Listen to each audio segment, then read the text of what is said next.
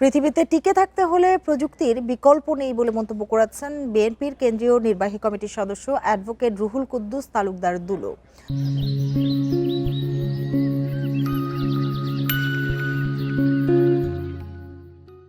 সকালে নাটোর আইটি ইনস্টিটিউটে সার্টিফিকেট বিতরণ ও আলোচনা সভায় এসব কথা বলেন তিনি। এ সময় দুলু বলেন, এই তথ্য প্রযুক্তির যুগে এখন আর অ্যানালগের অস্তিত্ব নেই। বর্তমানে তরুণরা ঘরে বসেই ডলার পাউন্ড আয় করছে। তরুণীদের বিদেশে না গিয়ে দেশে বসেই প্রযুক্তিগত প্রশিক্ষণ নিয়ে বেকারত্ব দূর করার পরামর্শ দেন তিনি।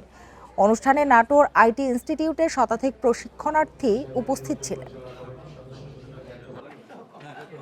ঘরে বসে থেকে ডলার, বাড়িতে বসে থেকে পাউন্ড, বাড়িতে বসে টাকা ইনকাম করা এর থেকে সহজ উপায় আর পৃথিবীতে নাই।